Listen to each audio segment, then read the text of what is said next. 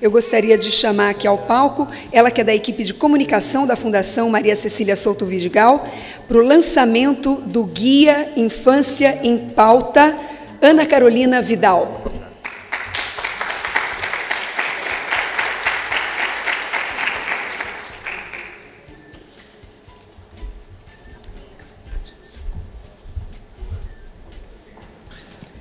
Olá, boa tarde a todos.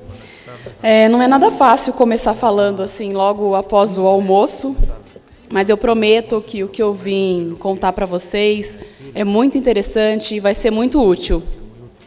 A Fundação Maria Cecília Souto Vidigal trabalha há mais de 10 anos com a causa da primeira infância. E eu faço parte da equipe de comunicação há 6 anos. E falar de comunicação, na verdade, todo mundo sabe, né, um pouco de comunicação, afinal, a gente se utiliza dela o tempo todo, o dia inteiro.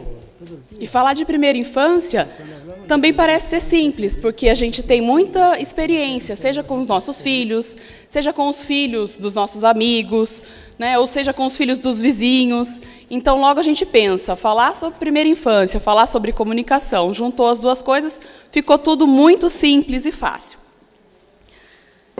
Mas não é bem assim, é um desafio e tanto falar de comunicação e primeira infância. Se eu fizer uma pergunta agora para vocês, se vocês acham que as crianças de antigamente brincavam mais do que as crianças brincam hoje, vocês nem precisam me responder agora, mas eu ouso dizer que 50%, ou mais de 50% de vocês que estão aqui presentes, responderiam que as crianças de antigamente brincavam muito mais do que as crianças de hoje. Mas isso, na verdade, é um grande mito, né? Essa sensação, segundo alguns especialistas, existe porque nós, adultos, afinal, nós somos as crianças de antigamente, né? Então, nós, adultos, temos dificuldade de reconhecer e aceitar as brincadeiras de hoje. Mas se a gente parar para pensar, né, como brincam as crianças indígenas, como brincam as crianças de comunidades rurais, são formas diferentes de brincar. E o importante, o próprio Daniel, aí na primeira palestra, né, trouxe o quanto é importante brincar e o quanto isso é importante para o desenvolvimento infantil. Então, independente das formas de brincadeiras, o brincar é muito importante. Essas explicações e como vocês podem desmistificar e comunicar assuntos sobre primeira infância estão no Guia Primeira Infância em Pauta. Inclusive, vocês encontraram aí no retorno do almoço, nas cadeiras, um folheto que a gente trouxe 10 dicas para comunicar sobre o desenvolvimento na primeira infância. Elas foram selecionadas com carinho a partir do conteúdo do guia, que está todo disponível online. O site é todo responsível para acesso via mobile e vocês podem, e tem o objetivo de ajudar todos nós a comunicar sobre primeira infância. Então, foram consultados mais de 200 fontes, especialistas de diversas áreas, nossas experiências de erros, de acertos, e tudo a gente reuniu num único lugar. Se você precisa, por exemplo, fazer um post, se você precisa publicar uma matéria, se você precisar produzir um vídeo, né, ter ideias para o uso de imagens, vocês podem encontrar lá. Vão ser conceitos, lá vocês vão encontrar conceitos, fontes, tem um glossário todo dedicado e feito especialmente para vocês.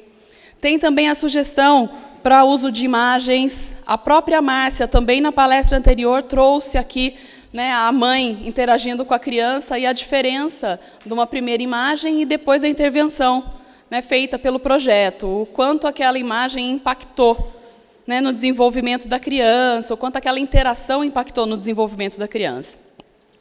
A gente também tem uma seção aí de mitos e verdades, que é o que eu perguntei para vocês, se as crianças brincavam mais antigamente ou se elas brincam hoje.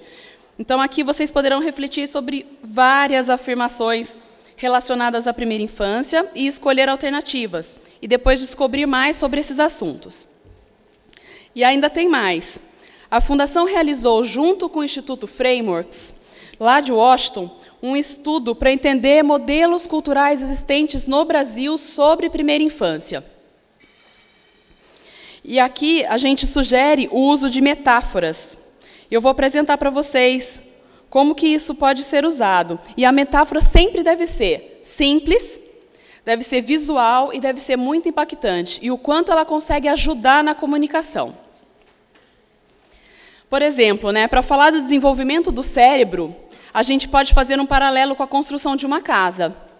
Precisa ter uma base sólida, senão a casa não para em pé, E ela precisa ser bem construída. E assim também é com o cérebro. Para um bom desenvolvimento, precisa de uma base construída com muito afeto e estímulo. Isso também a gente já ouviu nas palestras anteriores. E eu não poderia deixar vir aqui falar e não mencionar a primeira infância que eu vivo na minha casa. Então, esse é meu filho. Ele se chama Alexandre. E eu confesso que receber esse monte de informação e depois conseguir traduzir, colocar em prática na minha casa, é uma crise existencial, Mas tem algo que eu quero compartilhar com vocês e que também está no guia, que é o papel do pai. E esse é o meu marido. Então, a gente não pode esquecer o papel que o pai exerce. E muitas vezes a gente direciona a comunicação exclusivamente às mães. E cada vez mais os pais estão exercendo este papel, E a gente não pode esquecer que é muito importante e que a gente vê muito mais blogs direcionados a mães do que para o próprio pai. Então, atenção na escolha das palavras. Pai não ajuda, pai não auxilia, o pai participa. Então, se eu estou aqui hoje, se eu pude vir à Fortaleza, é porque ficou um pai lá cuidando do Alexandre. E esses são alguns dos temas que vocês vão encontrar no Guia Primeira Infância em Pauta. Eu quero encerrar, é uma fala bem breve, e eu gostaria de apresentar um vídeo, que é um convite para vocês acessarem. Eu vou estar por aqui até o final do dia. Eu agradeço muito a atenção de vocês, e eu convido para juntos a gente colocar a primeira infância mais uma vez na pauta.